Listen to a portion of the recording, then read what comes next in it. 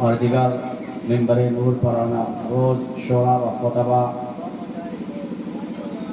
کی آپ نے زیارت کی ہے، کھانا بھی کھلانا ہے، اس لیے میں چاہوں گا تو 4 منٹ میں آپ کے سامنے کچھ خیر و برکت کی برکت کے لیے دعائیں دیتے ہوئے رب تبارک و تعالیٰ اور اس کے محبوب کے صدقے میں اپنی اور آپ کی اصلاح کی خاطر کچھ باتیں سنا لیا جائے۔ ایک مرتبہ درود شریف پڑھیے، اللہم صلی علی سیدنا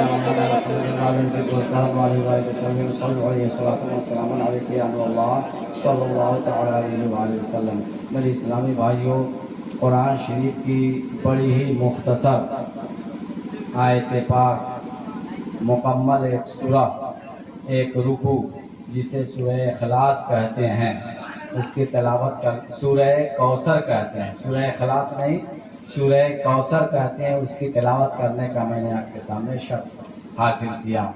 تیری نسل پاک میں ہے بچہ بچہ نور کا۔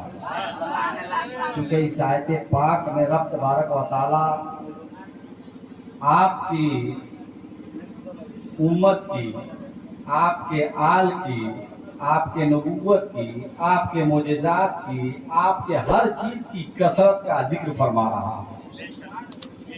آپ عشق و محبت میں ڈوب کر، یعنی سرکار اعلیٰ حضرت رحمۃ اللہ تعالیٰ علیہ فرماتے ہیں کہ تیری نسل پاک میں ہے بچہ بچہ نور کا، تو ہے عین نور، تیرا سب گھرانہ نور کا۔ چونکہ عریبہ خاتون سلمہ اور جمیلہ خاتون سلمہ اللہ تعالی الدارین دونوں کے عقیقے کے موقع پر یہ میلاد شریف کا پروگرام منعقد ہے۔ جمیلہ خاتون بنت میرا مستہ، عریبہ خاتون بنت امتیاز، ان دونوں کے عقیقے موقع پر یہ سعادت کی مجلس منعقد ہے۔ اس لیے چند جملے آپ کے سامنے میں پیش کرنے کی سعادت حاصل کر رہا ہوں۔ ایک مرتبہ درود شریف پڑھیے، اللہم صلی علی سیدنا مولانا محمد وعلی آلہ وسلم صلی اللہ علیہ وسلم۔ رب تبارک و تعالیٰ کی قدرت کاملہ ہے کہ جسے جو چاہتا ہے عنایت فرماتا ہے، کیونکہ آسمان و زمین میں سلطنت اسی کی ہے، اس کے سوا کسی کی سلطنت نہیں ہے۔ جب اس کی سلطنت ہے تو وہ جو چاہے بنائے، جو چاہے نہ بنائے، کسی کا اختیار نہیں۔ جسے چاہے بیٹے عنایت فرما دے، جسے چاہے بیٹیاں عنایت فرما دے، اور جسے چاہے بیٹا اور بیٹیاں دونوں عنایت فرما دے، اور جسے چاہے بانجھ بنا دے، کسی کو کوئی اس پر اختیار نہیں ہے۔ کیوں؟ اس لیے کہ رب تبارک و تعالیٰ جانتا ہے کہ کسی کو بیٹا دیا ہے تو کیوں بیٹا دیا ہے، صرف بیٹیاں دیا ہے تو کیوں بیٹیاں دیا ہے، کسی کو بیٹا اور بیٹے دونوں دیا ہے تو کیوں دیا ہے، کسی کو بانجھ بنا دیا ہے تو کیوں بنا دیا ہے، یہ رب ہی جانتا ہے اور رب ہی کی مصلحت ہے، اور اس میں کسی کا عمل دخل نہیں ہے۔ لہٰذا اب قرآن کی آیت پاک کو ملاحظہ فرمائیے۔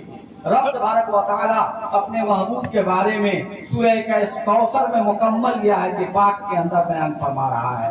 یہ ایک مکمل رکوع ہے، 3 آیتیں ہیں، 10 کلمے ہیں، 42 حروف۔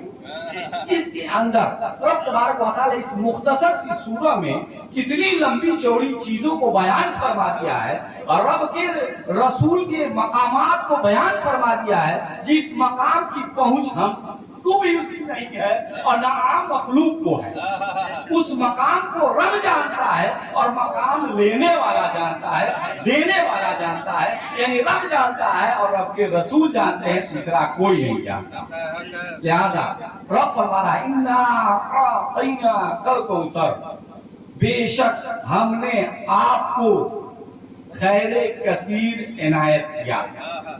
اب یہ لفظ کوثر، کاف واو تا را، یہ 4 حروف ایسے ہیں جس کے اندر مفسرین کرام فرماتے ہیں کہ اس کوثر میں نبی کی نبوت بھی ہے، اور تمام نبیوں اور رسولوں کی نبوت و رسالت شامل ہے، آدم سے لے کر عیسیٰ تک سب شامل ہیں، اور اسی طریقے سے مقام کوثر بھی ہے، लेवाउल हम्द भी है, आपका हुस्न जाहिर भी है, हुस्न बातिन भी है, इसी तरह के उम्मत की कसरत भी है, हौज़े कौसर भी है, लेवाउल हम्द भी है, और जितने मरातिब और मकामात और मुजज़ात हैं सब उसमें अंदर शामिल है। आपकी औलाद पाक भी शामिल है, आपकी नस्ल पाक भी शामिल है, आपकी उम्मत भी शामिल है, सब शामिल है। लिहाजा कौसर की तफसीर अगर पढ़ना है तो मेरे इस्लामी भाई जो बड़ी बड़ी तफसीरों को आप पढ़ेंगे और सुनेंगे तो पता चला कि हमारे नबी को जो रब ने मकाम और इनायत और मोजिज़ा इनायत फरमाया है किसी को नहीं फरमाया है। और जितने नबियों को जितने वलियों को जो मकाम और मर्तबा मिला है, मिलता है, मिलेगा, ये सब के सब हमारे नबी के सदक़े में मिले हैं और मिलते हैं और मिलते रहेंगे। इसलिए कि हमारे नबी असल हैं, बाकिया सब फरा है। अल्लाह ने अपने नूर से नबी के नूर को पैदा फरमाया और उसी नूर से सारी मखलूकात को पैदा फरमाया। इन्ना आतैनाकल कौसर, बेशक हमने आपको खैर कसीर इनायत फरमाया। चूंकि अल्लाह के नबी, हम नबी, तमाम नबियों के नबी, हम गुनहगारों के बख्शवाने वाला आका हुजूर मोहम्मद मुस्तफा सल्लल्लाहु अलैहि वसल्लम अफजलुल खल्क हैं। यानी अल्लाह की जितनी मखलूक है उसमें सबसे बुलंदो बाला अफजलो आला आप हैं। लिहाजा इसकी शान नुज़ूल मुलाहिज़ा फरमा लीजिए, वक्त ज्यादा हो रहा है। एक मतलब दुरूद शरीफ पढ़िए, अल्लाहुम्मा सल्ली अला सय्यिदिना मौलाना मुहम्मद सल्लल्लाहु अलैहि वसल्लम। तो जो ये मकाम